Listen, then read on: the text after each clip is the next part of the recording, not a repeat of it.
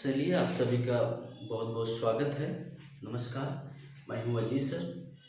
आपके बीच में मैं कई दिनों से सिलेबस को लेकर के और रणनीति को लेकर के मैं तमाम वीडियो बना चुका हूँ। आपकी अ, एक राय ये आ रही थी कि सर सिलेबस के अकॉर्डिंग हमको पढ़ाया जाए। तो हम लोगों ने सिलेबस को काफ़ी अच्छे से देखा हुआ है। हम लोग पेपर के हिसाब से paper one, paper two, paper three, four, five, six, हम लोगों ने ये प्लस हिंदी और ऐसे आठों पेपर को हम लोगों ने बहुत अच्छी तरीके से देख लिया है। अब अ, हम लोग बात ये कर रहे थे कि हमारा सिलेबस शुरू कहाँ से हो। तो कल हम एक वीडियो डाले हैं जिसमें विश्व भूगोल को हम लोगों ने एक ओवरव्यू दिया है। ओवरव्यू देने का मतलब जैसे पूरा भूगोल पूरा भूगोल हम लोगों ने लेमैन भाषा में बात कर लिया है। लेमैन का मतलब ये बा कि एकदम सामान्य तरीके से, जैसे कोनो बच्चा के अगर समझावे बा भैया हई चीज बा, ये बा, वो बा, तो हम सब यही तरीके से बात करे है कि भूगोल जौन बाटे एकदम सामान्य जैसे भाषा में समझ में आई है। तो हम लोग जौन बात करे है ओका आप सब जाके देखा, ओकरे बाद जब ई वीडियो देखबा तो बहुत अच्छे से कंसेप्ट क्लियर हो जाए। वो वीडियो बनाने का बस एक ही मकसद था कि आपको हर टॉपिक के बारे में थोड़ी सी जानकारी सामान्य तरीके की हो जाए।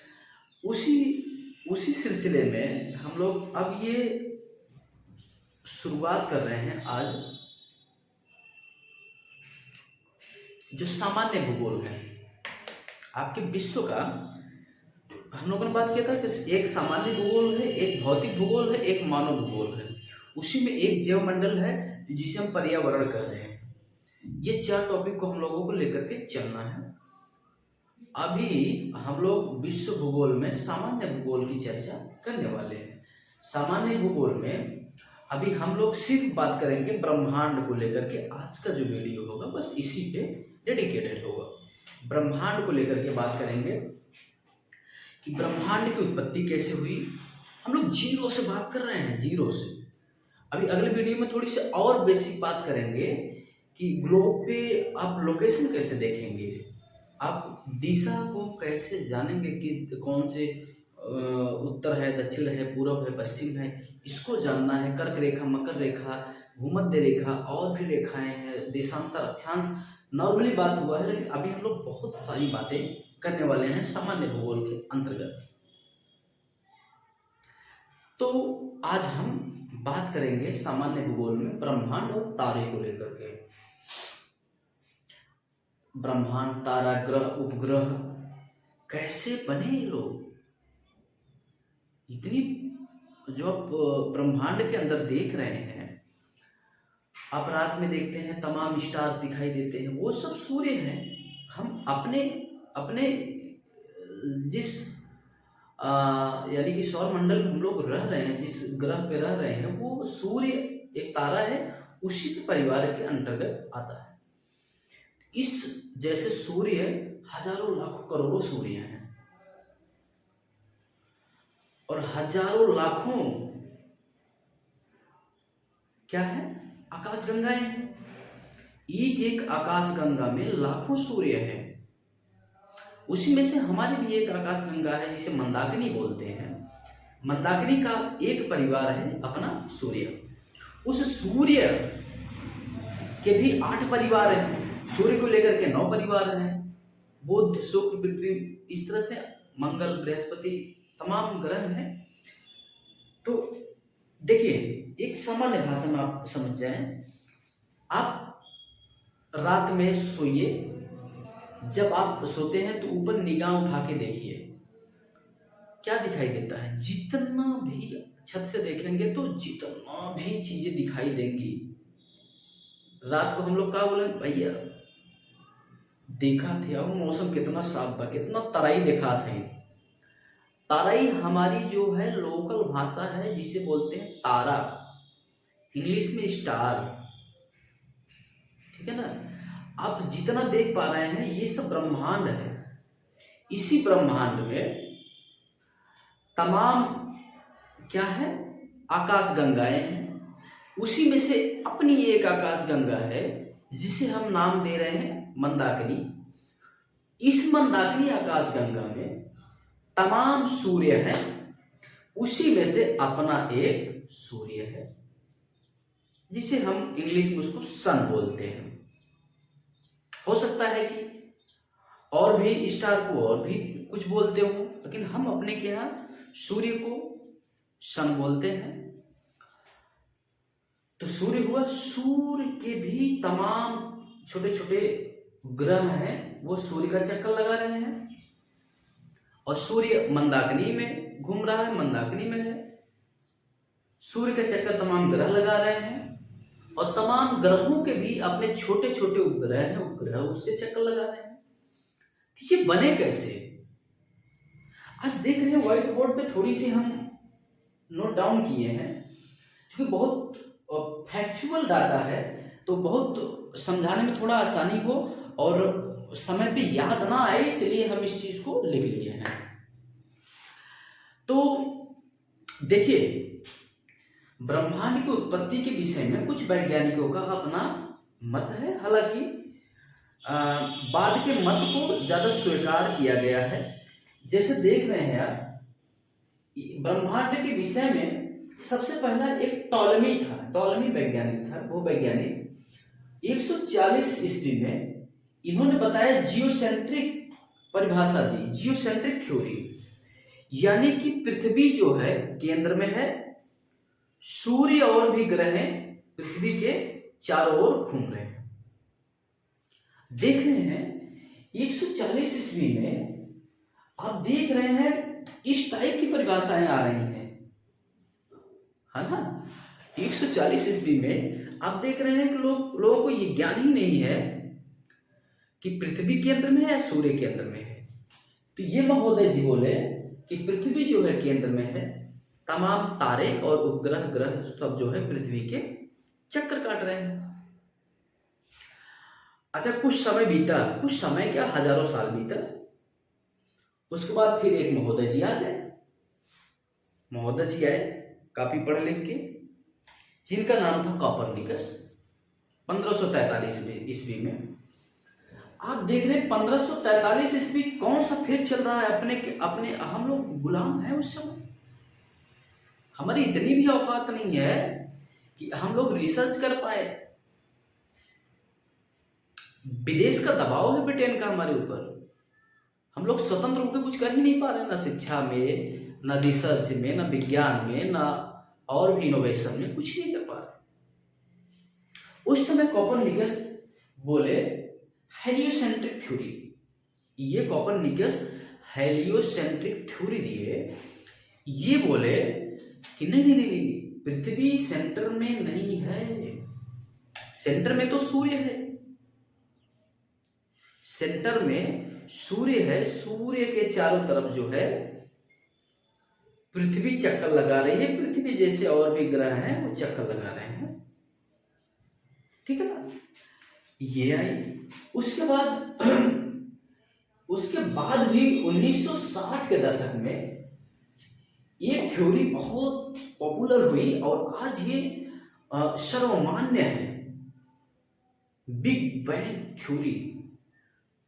बिग बैंग थ्योरी 1960 और 70 के दशक में आई और आज भी इसी थ्योरी को हम लोग मान रहे हैं।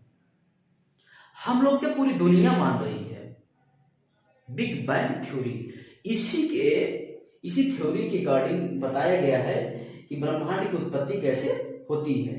ये सर्वमान्य थ्योरी है। बताया जा रहा है इस बिग बैंग थ्योरी में जॉर्ज लेवेंटर हैं, इन्होंने बताया कि 15 अरब वर्ष पूर्व 15 अरब वर्ष पूर्व इन्होंने बताया कि इतने साल पहले ब्रह्मांड में विस्फोट हुआ, यानी ये ब्रह्मांड की उत्पत्ति हुई और ये भारी मटेरियल से बना हुआ था। ब्रह्मांड की उत्पत्ति इन्होंने बताया कि 15 अरब वर्ष पूर्व हुई और ये भारी धातुओं से बना हुआ था, भारी पिंडों से। उसके बाद बोला कि सौर मंडल जो है ये भी हमारे आकाश गंगा का ही भाग है, जिसे मंदाकिनी बोलते हैं। हम लोग इस पे बात किया पहले। बोला कि इसमें अचानक विस्फोट होता है, अचानक विस्फोट होता है। अच्छा, विस्फोट होने का क्या रीजन हो सकता है, क्यों विस्फोट होगा? भाई, विस्फोट होने के पीछे भी तो कोई कारण होगा। तो बताया जा रहा है हाइड्रोजन का हीलियम में परिवर्तन होता रहता है हमेशा। इससे एक एनर्जी उत्पन्न होती है, ऊर्जा। ये ऊर्जा धीरे धीरे धीरे धीरे सेंटर से कोर की साइड में जाती है। जब एनर्जी ज्यादा होती है तो इसमें विस्फोट हो जाता है। ये ब्रह्मांड के बारे में बताया गया है। जॉर्ज लेवेंटन ने बताया इसमें अचानक में विस्फोट हो गया। विस्फोट हुआ तो तमाम सारे पिंड बन गए। जब इसमें जो एक भारी पिंड था ब्रह्मांड, इसमें जब हीलियम हाइड्रोजन यानी कि हाइड्रोजन हीलियम का जो संलयन हुआ, उससे एनर्जी हुई, एनर्जी से उसमें विस्फोट हो गया। विस्फोट होने के बाद तमाम आकाश गंगाएं बनी। तमाम आकाश गंगाएं बनी। एक एक आकाश गंगा में हजारों लाखों तारे रहे। ठीक है ना? यानी कि आकाश गंगा बनी, लाखों आकाश गंगाएं बनी। आकाश गंगाओं में भी ये हीलियम हाइड्रोजन का संलयन चलता रहा, उसमें भी विखंडन होता रहा। यानी कि सबसे पहले ब्रह्मांड एक पुंज था। ब्रह्मांड में हीलियम हाइड्रोजन का संलयन हुआ, एनर्जी आई, विस्फोट हुआ। उसके बाद ब्रह्मांड विस्फोट हुआ कई बड़े बड़े पिंडों में।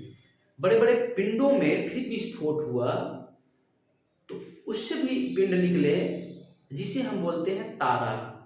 एक जो ब्रह्मांड से टूटे बड़े बड़े पिंड थे, मंदाकिनी था, फिर तारे हुए, फिर तारों में भी हीलियम हाइड्रोजन का संलयन हुआ, फिर टूटा। तारों में से कुछ टूटे या कण, फिर वो क्या हो गए, ग्रह बने। फिर ग्रहों में भी इस तरह से हीलियम हाइड्रोजन का वो हुआ। नहीं, हालांकि तारों तक ये सीमित था। हीलियम हाइड्रोजन की जो संलयन की क्रिया है ये तारों तक सीमित है। यानी कि ब्रह्मांड से फिर आप देख रहे हैं बड़े बड़े पिंड फिर टूटते हैं, फिर तमाम तारे बनते हैं। तारों के एक एक पुंज को, हजारों लाखों तारों को, जो एक परिवार के हिस्से बने हुए हैं, उनको हम लोगों ने आकाशगंगा बोल दिया। यानी कि जो तारे आपस में गुरुत्वाकर्षण के कारण एक दूसरे से करीब हैं या जुड़े हुए हैं, उन्हीं को हम लोगों ने बोल दिया है आकाशगंगा। इस तरह से हजारों लाखों करोड़ों आकाशगंगाएं हमारे ब्रह्मांड में है। यानी कि एक पिंड ही था, एक पिंड से कितने आकाशगंगाएं बने। आकाशगंगाओं में विस्फोट के कारण कितने तारे बने। विस्फोट का एक ही कारण था, हीलियम हाइड्रोजन का संलयन। फिर तारों में आप जानते हैं कि उनमें जो है गुरुत्वाकर्षण फोर्स काम करता है। कभी कभी तारे जब खिंचाव में आते हैं, एक दूसरे तारे से हल्का फुल्का जब खिंचाव होता है, तो किसी का गुरुत्वाकर्षण बल ज्यादा होता है, किसी का कम। तो जिसका कम होता है उसमें से कुछ अंश टूट जाता है खिंचाव के कारण। वो टूटने के बाद वो जिसका गुरुत्वाकर्षण बल ज्यादा होता है उसी की परिक्रमा करने लगता है। जिस ग्रह की गुरुत्वाकर्षण बल ज्यादा होती है, जिस तारे की, उसी के चारों ओर घूमने लगता है। तो ये जो तारे के किनारे किनारे घूमने लगता है, ये हो गया आपका उपग्रह। लेकिन जानते हैं इस टाइप के तमाम ग्रह बने। ग्रहों में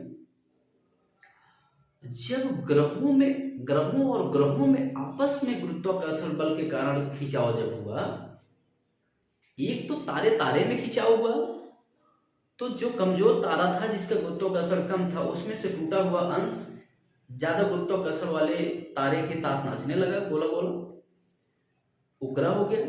लेकिन इस टाइप के और ग्रह बने। जब ग्रह और ग्रह के बीच में इस तरह से ग्रेविटेशनल फोर्स लगा, तो कमजोर वाला टूटा, फिर बड़े वाले के किनारे किनारे घूमने लगा, तारे के किनारे किनारे घूमने लगा। यानी कि जितने अंश टूटते गए वो सब सूर्य के चारों ओर घूमते रहे। ये ग्रह हो गए।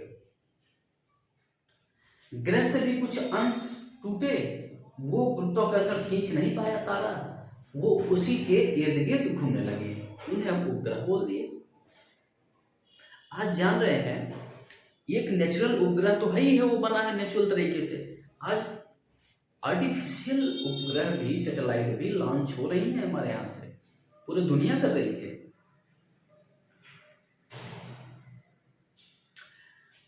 तो हम लोगों ने यहां तक बात किया कि ब्रह्मांड की उत्पत्ति कैसे होती है। अच्छा, उसके बाद फिर थोड़ा सा देख लेते हैं कुछ फैक्ट है। जैसे एंड्रोमेडा हमारे निकट की आकाशगंगाएं हैं। आकाशगंगा यानी एंड्रोमेडा जो है हमारी मंदाकिनी की सबसे करीबी जो है आकाशगंगा है, एंड्रोमेडा बोलते हैं। और हमारी मंदाकिनी का आकार क्या है? ये सर्पिलाकार है। इसमें नए और पुराने दोनों तारे मिक्स होकर काम कर रहे हैं। मिल्की वे तारों का वह समूह जो रात में चमकीला दिखाई देता है। नेबुला शीतल और चमकीला समूह, ये हालांकि मंदाकिनी का ही भाग है। साइरस डार्क स्टार सूर्य से 20 गुना चमकीला है। प्रॉक्सिमा सेंचुरी सूर्य का निकटतम तारा है। अभी आप देख रहे हैं मिल्की वे, ये एंड्रोमेडा, ये आकाशगंगा के, हमारी मंदाकिनी जो आकाशगंगा है उसके निकट का आकाशगंगा है। लेकिन प्रॉक्सिमा सेंचुरी जो है सूर्य के निकट का एक तारा है। ठीक है ना, ये हुआ। अच्छा, तारों का हम थोड़ा सा जीवन चक्र देख लेते हैं। तारों का जीवन चक्र कैसा होता है? आकाश गंगाएं जो हैं उनमें घूर्णन होता है, फिर उसमें संलयन होता है हीलियम हाइड्रोजन का, फिर तारा बनता है। फिर ये तारा जो है, ये तारा जब हीलियम हाइड्रोजन का संलयन होता है तो केंद्र से बाहर में जब एनर्जी आती है धीरे धीरे खत्म हो जाती है, तो रक्त दानव बन जाता है। यानी कि उसमें जो है अब उतनी ऊर्जा एनर्जी नहीं है। उसके बाद हीलियम से कार्बन से भारी पदार्थ से तीव्र विस्फोट हो जाता है, जिससे सुपरनोवा बन जाता है। आप देख रहे हैं संलयन की क्रिया में केंद्र से धीरे धीरे एनर्जी बाहर आती है कोर की साइड में, तो वहां एनर्जी लॉस हो जाती है, जिसको हम बोलते हैं रक्तदानों में जब हीलियम और कार्बन से फिर भारी पदार्थ जब मिलता है तो फिर तीव्र विस्फोट हो जाता है, जिसको सुपरनोवा बोलते हैं। ठीक है ना। अच्छा, एक स्टेटमेंट देखते होंगे आप, चंद्रशेखर सीमा क्या होती है? 1.4 ms, 1.4 ms ये जो द्रव्यमान है, अगर इससे अधिक यहाँ द्रव्यमान होता है तो वो चंद्रशेखर सीमा, यानी कि ये एक लाइन है चंद्रशेखर सीमा, इससे अगर ज्यादा होता है तो यहाँ ब्लैक होल, जिसको हम एक बोलते हैं ब्लैक होल, किस्ड वीवर। तो इससे ज्यादा जब द्रव्यमान होगा तो यहाँ जो है सूर्य की किरण भी बच के नहीं निकल सकती, ये जान गए। तो हम लोगों ने थोड़ा सा बात किया है आज किस पे, ब्रह्मांड और तारे, ग्रह, उपग्रह पे। अब कल हम थोड़ा सा बात करेंगे सोलर सिस्टम पे, सौर ऊर्जा, यानी कि सौर परिवार, सोलर फैमिली, सोलर सिस्टम पे। इसके बारे में हम लोग अगली वीडियो में बात करेंगे। अभी इतना आप समझे, इससे ज़्यादा पढ़ने की ज़रूरत नहीं है। यहाँ से हालांकि क्वेश्चन नहीं आते हैं, हल्का फुल्का एक दो क्वेश्चन कभी कभार आ जाते हैं जो करंट में होते हैं, लेकिन आपको बेसिक अंडरस्टैंडिंग होनी बहुत जरूरी है। इसलिए हम लोगों ने थोड़ी सी बात की है। अब अगली जो हमारी चर्चाएं होंगी वो होंगी सोलर सिस्टम को लेकर के। इसी तरह से हम लोग धीरे धीरे देशांतर, अक्षांश और सारी चीज़ें पढ़ेंगे, पृथ्वी की गतियाँ, दिन रात कैसे होते हैं, तमाम सारी चीज़ें। कंसेप्ट है ये तो थोड़ा सा हम लोग यहाँ लिख के थोड़ा सा देख लिए, यहाँ ज़्यादा फैक्ट था। इसके बाद कंसेप्ट है, कंसेप्ट को हम लोग बड़ी बेहतरीन तरीके से पढ़ेंगे, ड्राइंग बना के। तो चलिए ठीक है, इसी के साथ हम लोग चलते हैं, फिर मुलाकात होती है अगले वीडियो में। तब तक के लिए नमस्कार।